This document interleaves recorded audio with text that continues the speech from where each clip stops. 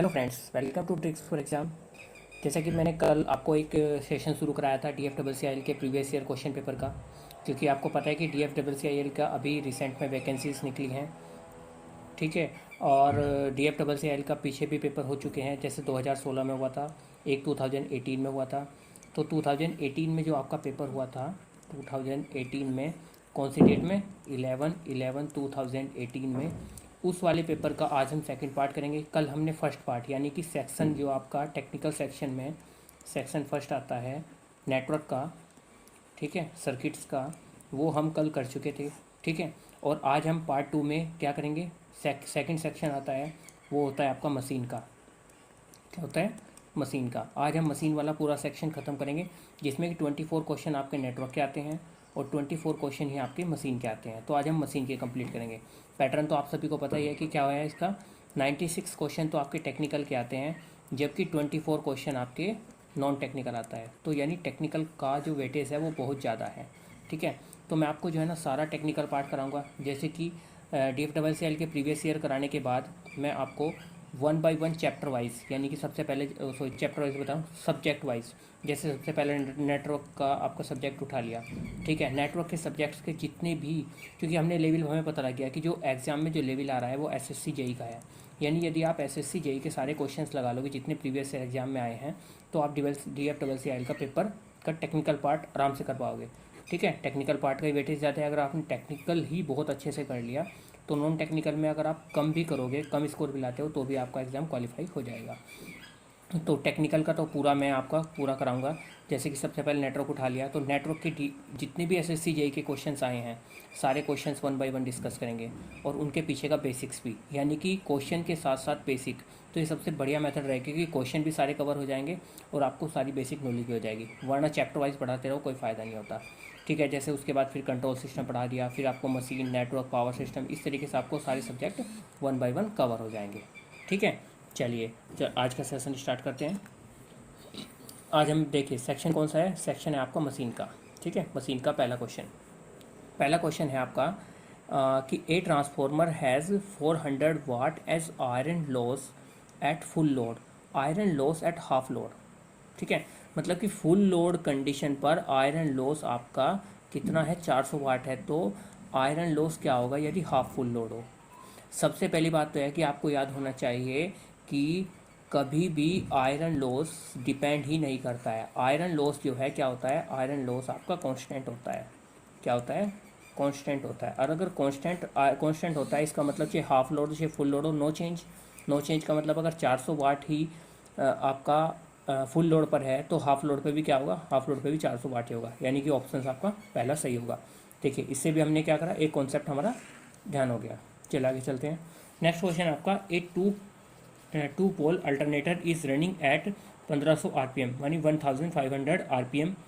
It's regular angular velocity will be, मतलब angular velocity यानी omega की वैल्यू पूछी है क्या होगी यदि उसकी जो रनिंग स्पीड है वो कितनी है, 1500 RPM है, और पोल कितने अल्टरनेटर के, 2 पोल हैं। देखिए इसका फॉर्मूला होता है omega is equal to 2πn/60। क्या होता है, omega is equal to 2πn/60, जहाँ पर n क्या है, n है आपकी स्पीड इन RPM। क्या है, speed in RPM। Okay. Speed in RPM कितनी है हमारी, 1500। ओके। 2 गुना 3.14 गुना 1500 अपॉन कितना, 60। तो यानी 0 से 0 गई, और ये आपका 6 से इसको काट सकते हैं क्या, 6 दूनी 12, यस बिल्कुल। कितना होगा, 6 दूनी 12, 3 15, और 6 पंजे 30, और 25 दूनी 50, और 50 गुना 3.14, यानी ये आपका हो जाएगा 50 गुना 3.14 करते हैं, 50 गुना 3.14, तो ये आपका आ जाएगा, 1 मिनट करके देख लेते हैं, 3.14 गुना 50। सबसे पहले तो ये पॉइंट हटाया। ओके। तो 5 चौक 20, 1 0 मतलब 1 पॉइंट और गया, 5 चौक 20 और 2 आ गया, 2 आ गया, तो 5 चौक 5, यस यस यस, ये आपका 157, कितना आ जाएगा, 157, यानी ऑप्शन आपका सेकंड मैच हो जाएगा। ठीक है। चलिए नेक्स्ट चलते हैं। नेक्स्ट है आपका in a split phase induction motor the two stator winding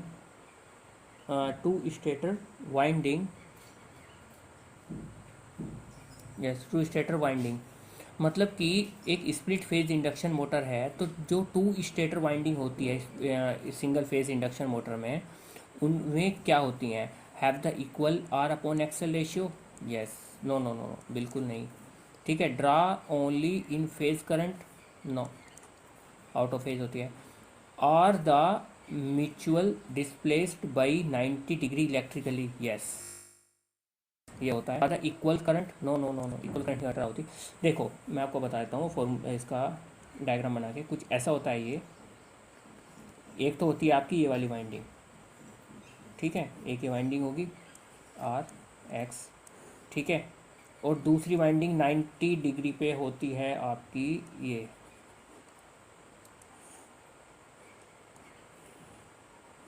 ठीक है, ये होता है आपका सिंगल फेज इंडक्शन मोटर। ठीक है, इसमें क्या होता है, ये दो वाइंडिंग होती है, ठीक है, कलर चेंज कर लेते हैं, ये दो वाइंडिंग होती है, इसको आप बोलते हैं क्या, इसको बोलते हैं हम मेन वाइंडिंग। क्या बोलते हैं इसको, मेन वाइंडिंग। और इसको बोलते हैं हम ऑक्सिलरी यानी starting winding, starting winding, starting winding या फिर ऑक्सिलरी वाइंडिंग बोलते हैं इसको, मेन वाइंडिंग या फिर आप रनिंग वाइंडिंग भी बोलते हैं। तो क्या होता है, ये दोनों की दोनों वाइंडिंग जो है 90 डिग्री डिस्प्लेस्ड होती हैं इलेक्ट्रिकली। तो क्या होगा इसका आंसर, इसका ऑप्शन सी, ऑप्शन थर्ड इसका आंसर हो जाएगा। चलिए नेक्स्ट चलते हैं। नेक्स्ट है core laminated in transformer decrease, मतलब कि जो ट्रांसफॉर्मर की जो कोर होती है, ट्रांसफॉर्मर की जो कोर होती है ना, कोर, वो पूछा गया कि कोर को लैमिनेटेड क्यों किया जाता है। एक्चुअली कोर को लैमिनेटेड इसलिए किया जाता है क्योंकि कोर जो है ना, जब कोर में फ्लक्स फ्लो होता है तो इसमें जो है ना एड करंट लॉस, मतलब कि एक गोल घेरे के रूप में करंट जो है ना, सर्कुलेटिंग करंट, वो फ्लो नहीं शुरू हो जाती है, जिसको हम एड करंट बोलते हैं, तो उसकी वजह से लॉस होता है। तो उसी से बचने के लिए हम क्या करते हैं, कोर को लैमिनेट कर देते हैं थीन सीट में, तो इसलिए उसी को बोलते हैं हम एड करंट लॉस से बचने के लिए क्या किया जाता है, लेमिनेटेड किया जाता है कोर को। ठीक है, चलिए नेक्स्ट चलते हैं। नेक्स्ट है आपका the armature of the DC machine is placed on the rotor to support commutation, होगा इसका आंसर। क्यों होगा, आप देखिए, जो आपकी डीसी मशीन होती है ना, डीसी मशीन, उसमें क्या होता है, उसमें आपका जो आर्मेचर वाइंडिंग है वो तो होती है रोटर पर, ठीक है, और स्टेटर पर होती है आपकी फील्ड वाइंडिंग, ठीक है। तो इसमें जो स्टेटर पर फील्ड वाइंडिंग लगाई जाती है और आर्मेचर पर जो आप सॉरी रोटर पर जो आर्मेचर वाइंडिंग लगाई जाती है, एक्चुअली वो वहाँ पर इसलिए लगाए जाते हैं क्योंकि कम्यूटेशन के प्रोसेस को सपोर्ट देने के लिए। क्योंकि कम्यूटेशन करता क्या है, एक्चुअली कम्यूटेशन ही वो काम करता है जो इसको डीसी मशीन बनाता है, क्योंकि अंदर जो डेवलप्ड होगी वो तो एसी होगी। अब एसी को डीसी में बदलने का काम ही किसका है, कम्यूटेटर का है। किसका है, कम्यूटेटर का। ये एक तरीके से आपका मैकेनिकल रेक्टिफायर है। ओके, चलिए नेक्स्ट चलते हैं। नेक्स्ट है आपका ए वॉशिंग मशीन जनरली एम्प्लॉय ए मोटर, मतलब कि वॉशिंग मशीन में कौन सा मोटर यूज किया जाता है, यहाँ पर ये पूछा गया है।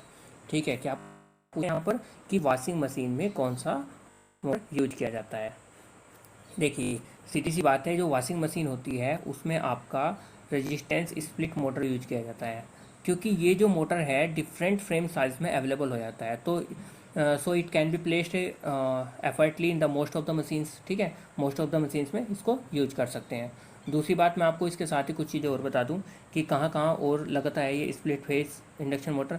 एक्चुअली ये जो है डिफरेंट लॉर्ड जनरली जो है हम इसको जो है ना एसी में, ग्राइंडर में, लेथ मशीन होती है, ड्रिलिंग मशीन होती है, वॉशिंग मशीन होती है, एसी फैंस होते हैं, ड्रिल होते हैं, सेंट्रीफ्यूगल पंप्स होते हैं, फ्लोर प्रोसेसर होता है, और आपका ब्लोअर होता है, मिक्सचर होता है, ग्राइंडर। ठीक है, इन सभी में क्या होता है एक्सेट्रा, इन सभी में हम जो है यूज करते हैं क्या, इस रजिस्टेंस स्प्लिट फेज मोटर। याद रखना है, ठीक है। अभी मैंने क्या क्या बताया, सारी चीज़ याद रखनी है कि ग्राइंडर हो गया, लेथ मशीन होगी, एसी बताया आपको मैंने शायद अभी, हाँ एसी बताया, ग्राइंडर बताया, मशीन बताया, एसी फैंस बताए, ठीक है, ड्रिल, प्रोसेसर और सेंट्रीफ्यूगल पंप्स वगैरह होते हैं। ठीक है, इन सभी में, ग्राइंडर वगैरह में, इन सभी में कौन सा यूज होता है, रेजिस्टेंस स्प्लिट फेज यूज होता है मोटर। ठीक है, चलिए नेक्स्ट चलते हैं। नेक्स्ट है आपका एन ओपन, क्या है आपका ये, an open circuit test on the transformer give, मतलब जो ट्रांसफॉर्मर में ओपन सर्किट टेस्ट होता है उससे क्या मिलता है हमें। एक्चुअली जो ओपन देखिए ट्रांसफॉर्मर में हम दो टेस्ट करते हैं, ओपन सर्किट टेस्ट, ठीक है, ये क्वेश्चन बहुत कॉमन है, ये एसएससी में हुआ, डीएमआरसी में हुआ, मतलब इतनी बार रिपीट ये हो चुका है क्वेश्चन बहुत बार, किसी भी टेस्ट में open circuit test, short circuit test में क्या मिलता है, ओपन सर्किट टेस्ट में क्या मिलता है, बहुत बार आता है ये। तो ओपन सर्किट टेस्ट और शॉर्ट सर्किट टेस्ट दोनों में याद रखिए क्या क्या मिलता है। ओपन सर्किट टेस्ट से तो हम जो है निकाल लेते हैं आयरन लॉस, ठीक है, आयरन लॉस निकालते हैं, और जो शॉर्ट सर्किट टेस्ट करते हैं उससे हम कॉपर लॉस की वैल्यू निकालते हैं, कॉपर लॉस। तो इसका हमें क्या पूछा था, हमें ओपन सर्किट टेस्ट पूछा है, ओपन सर्किट टेस्ट में आयरन लॉस निकालते हैं। चलिए नेक्स्ट चलते हैं। नेक्स्ट है आपका in a 6 pole DC machine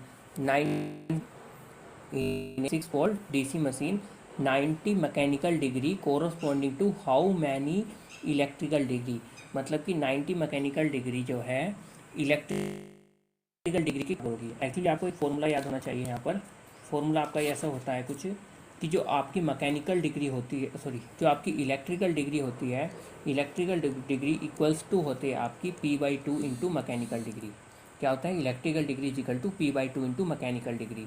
तो यानी हमें इलेक्ट्रिकल डिग्री की वैल्यू निकालनी है, तो P/2 मतलब P मतलब होता है आपके पोल, पोल कितने हैं यहाँ पर 6, तो यहाँ लिख दो आप कितना 6/2 मैकेनिकल डिग्री, मैकेनिकल डिग्री कितनी है 90, तो यहाँ कर दो मल्टीप्लाई 90 बाई, सॉरी बाई क्यों लगा रहा हूँ मैं, 90, ठीक है। तो 2 से इसको काटो, 2 चौक 8, 2 पंजे 10, 45, और 45 गुना 6 क्या आएगा वहाँ का, 6 पंजे 30, और 6 पंजे 30 की 0 आंसर लगे 3, 6 चौक 24 और 3 27, तो मतलब 270 डिग्री आपकी इलेक्ट्रिकल डिग्री आ गई, कितनी आ गई 270 डिग्री। 270 कौन सा है आपका, ऑप्शन ए है, ऑप्शन फर्स्ट है, मतलब ऑप्शन फर्स्ट है ये आंसर होगा। चलो नेक्स्ट चलते हैं। नेक्स्ट है आपका a dash motor run at highest speed when the load is remove, मतलब कि मोटर जो है हाईएस्ट स्पीड पे चलेगा जब कौन सा मोटर है जो हाईएस्ट स्पीड पकड़ लेता है जब उसमें लोड रिमूव कर देते हैं। देखिए जो आपका सीरीज़ मोटर होता है, कौन सा मोटर होता है, जो आपका डीसी सीरीज़ मोटर होता है, एक्चुअली डीसी सीरीज़ मोटर में वाइंडिंग जो है सीरीज में होती है। तो क्या होता है, जब जिस टाइम पे आप उसको नो लोड पे वर्क करते हो, एक्चुअली वो वैसे तो वो नो लोड पे काम नहीं करेगा, लेकिन अगर रनिंग कंडीशन में आप एकदम से लोड हटा लोगे तो क्या होता है कि उसकी जो स्पीड होती है वो बहुत ही तेज़ी से क्या हो जाती है, बहुत ही तेज़ी से इंक्रीज होनी स्टार्ट हो जाती है स्पीड, ठीक है, मतलब अनकंट्रोलेबल स्पीड हो जाती है। तो कौन सा मोटर होगा, डीसी सीरीज मोटर। नेक्स्ट चलते हैं। नेक्स्ट है आपका the magnetic flux path in the transformer must have, मतलब कि ट्रांसफॉर्मर में जो मैग्नेटिक फ्लक्स पाथ होता है वो क्या उसमें क्या होता है, उसमें लो रिलक्टेंस पाथ होता है, ठीक है।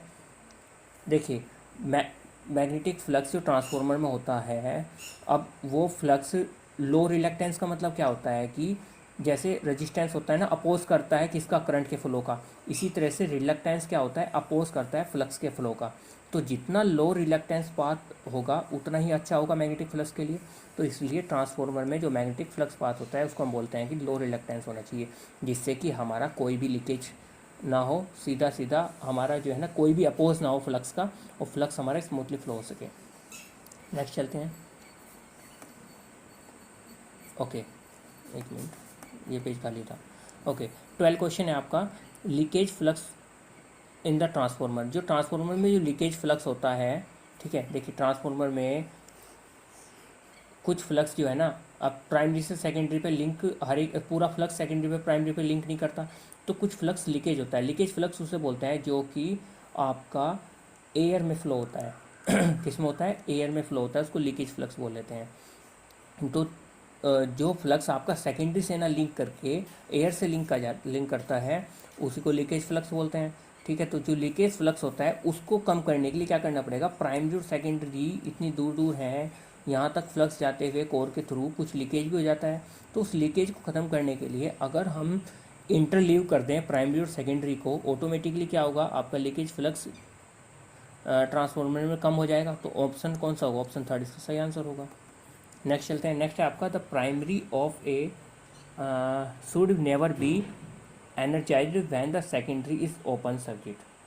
ठीक है, मतलब कि जब सेकेंडरी ओपन सर्किट होती है तो क्या सेकेंडरी ओपन सर्किट होती है तो आपकी प्राइमरी में कभी भी एनर्जी को हम फ्लो नहीं करते। ये कौन सी कंडीशन होती है? ये होती है करंट ट्रांसफॉर्मर की कंडीशन। ठीक है, क्यों नहीं करते? क्योंकि इसकी वजह से क्या होगा, फिर हाई वोल्टेज जो है जन हो जाएगी। ठीक है, हाई वोल्टेज ओकर्स हो जाती है। तो हाई वोल्टेज ओकर्स हो जाती है, इसलिए हम क्या करते हैं उसको, जब ओपन सर्किट होता है आपकी सेकेंडरी, तो प्राइमरी पर कोई भी एनर्जाइज नहीं करते हैं। ठीक है, तो कौन सा ट्रांसफॉर्मर होता है? ये करंट ट्रांसफॉर्मर।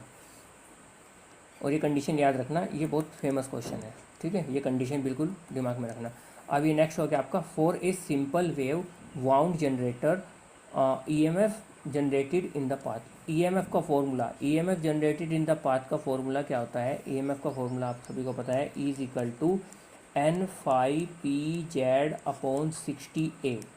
ठीक है, जहाँ पर N आपकी होती है स्पीड, फाई होता है फ्लक्स, P होती है आपकी नंबर ऑफ पोल, Z होते हैं नंबर ऑफ कंडक्टर, A होता है आपका पैरेलल पाथ। अब यहाँ पर बोला है वेव वाउंड है, वेव वाउंड है, सॉरी वेव वाउंड जनरेटर है। वाउंड कौन से जनरेटर में है? वाउंड, यानी कि वाइंडिंग जो है, वाइंडिंग टाइप कौन सा है? वाउंड है। और वाउंड की स्पीड कंडीशन क्या होती है कि जो पैरेलल पाथ होते हैं वो 2 होते हैं। कितने होते हैं पैरेलल पाथ? 2। तो यानी फॉर्मूला क्या बन जाएगा? ईएमएफ बन जाएगा आपका N∅P/120। ठीक है, बाकी और कुछ कंडीशन हमें दी नहीं की, तो ऑप्शन कौन सा हो जाएगा आपका? ऑप्शन सेकंड हो जाएगा सही आंसर। चलो नेक्स्ट चलते हैं। नेक्स्ट है आपका, 3 phase wound rotor motor are commonly called as. जो 3 फेज वाउंड रोटर मोटर है उसको क्या कहा जाता है?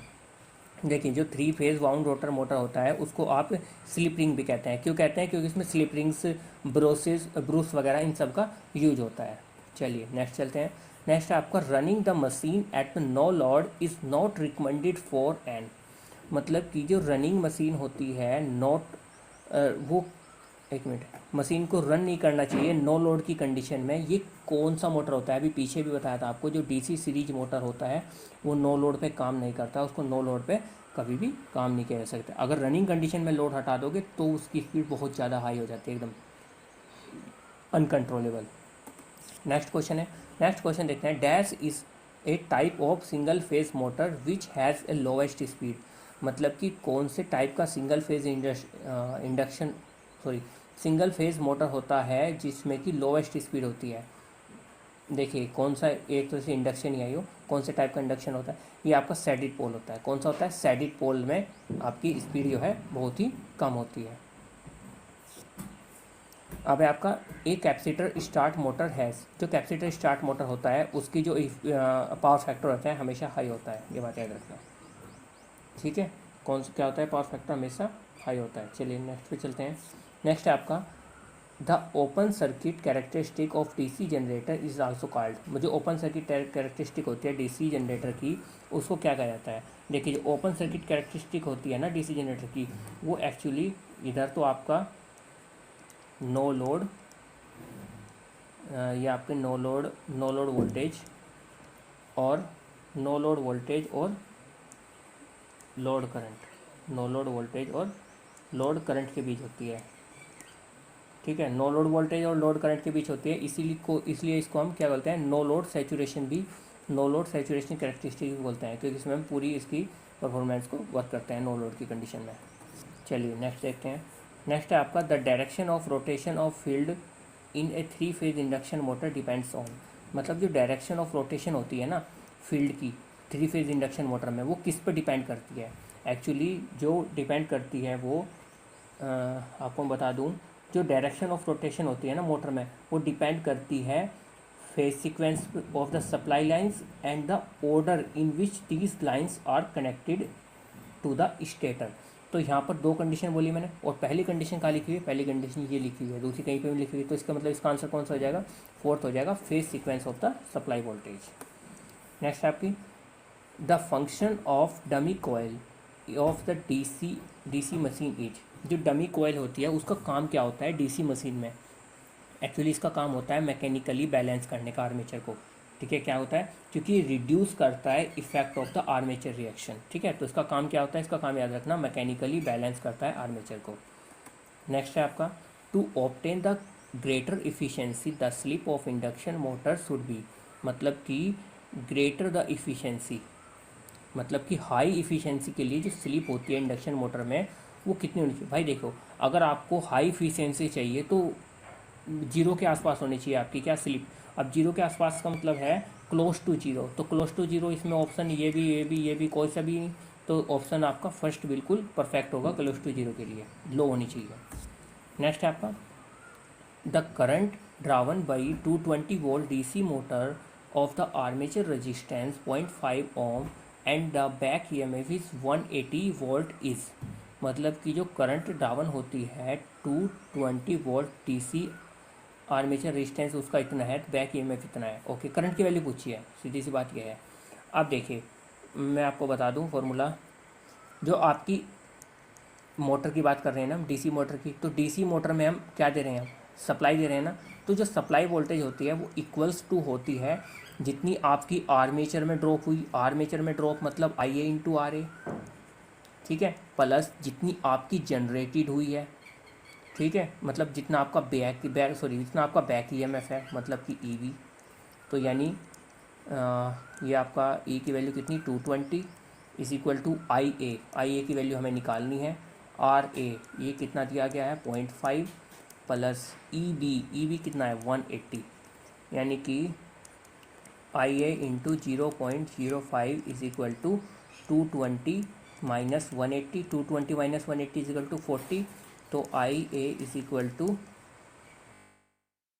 0.5,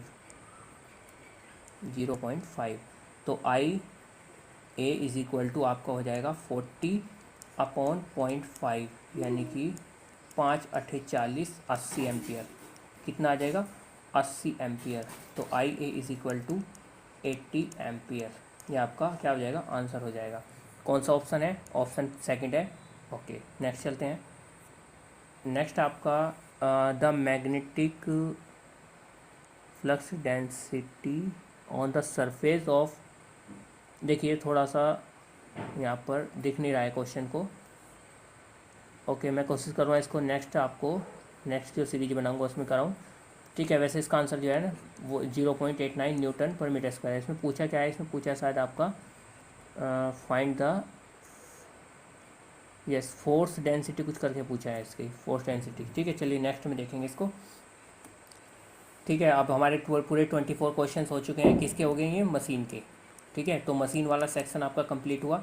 अब इसके बाद इसमें नेक्स्ट सेक्शन आता है आपका इलेक्ट्रॉनिक्स का, ठीक है। नेक्स्ट सेक्शन आपका अपने पेपर में इलेक्ट्रॉनिक्स का आता है। और अगर आपको बाई चांस इसकी पीडीएफ चाहिए तो पीडीएफ आपको नीचे डिस्क्रिप्शन बॉक्स में आप देख सकते हैं, मैं वहाँ पे प्रोवाइड करा दूँगा, ठीक है। वहाँ पे एक टेलीग्राम चैनल का लिंक होगा, टेलीग्राम चैनल से आप सीधा वहाँ पे आपको पीडीएफ मिल जाएगी, वहाँ से पीडीएफ आप डाउनलोड कर सकते हो, ठीक है। अगर वीडियो अच्छी लगे तो प्लीज़ लाइक ज़रूर करें, ठीक है, और चैनल को सब्सक्राइब करें और वीडियो को ज़्यादा से ज़्यादा शेयर करें ताकि दूसरों की भी हेल्प हो सके, ठीक है। चलिए मिलेंगे नेक्स्ट वीडियो में, तब तक के लिए thank you so much, bye.